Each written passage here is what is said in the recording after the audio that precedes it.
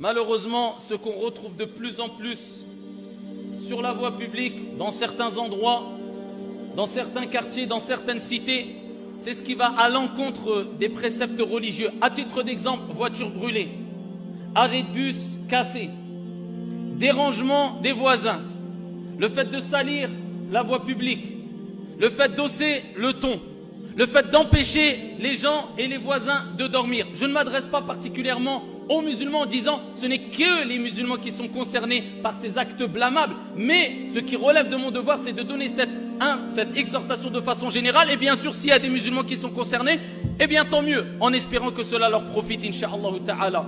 Je pose simplement la question à certains jeunes qui peuvent être amenés à être témoins de ces situations, ou bien même peut-être être acteurs, qu'Allah Jalla wa Ala les guide vers le droit chemin.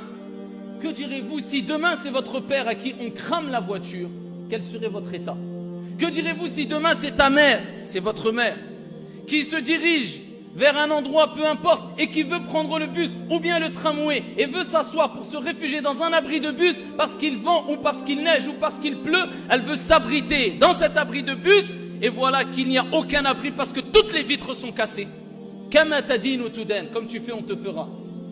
Et si ce que tu fais bien se répercutera sur toi ou ta mère ou ton père. Aucun respect aujourd'hui pour certains dans certains endroits. Je parle de certains endroits de la voie publique.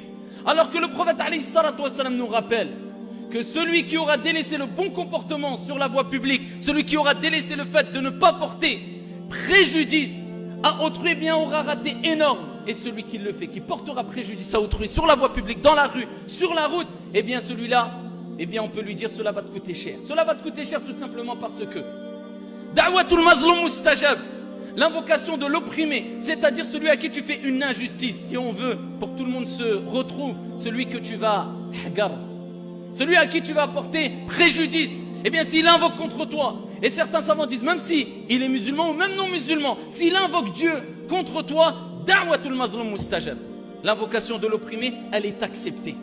Eh bien que dire de ton état, ya Abdallah, si tout le monde invoque contre toi? Et combien de jeunes on a vu, et combien d'histoires on a entendu de jeunes qui se sont retrouvés à, excusez-moi du terme, mais manger des murs, à faire un accident, à perdre la vie à cause des invocations des voisins musulmans et non musulmans contre eux.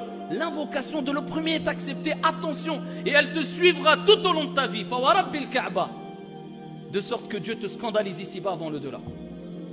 Et que dire ayyuhal akhir de celui qui va perdre énorme alors que le prophète alayhi salatu wassalam a dit, et le hadith est rapporté par l'imam Muslim, il dit, le prophète Mohammed alayhi salatu wassalam, j'ai vu un homme au paradis, fil jannah, se promener d'un endroit à un autre. Le prophète l'a vu, et si le prophète le dit, c'est pour nous dire, ce n'est pas n'importe qui. Pourtant, qu'a-t-il fait?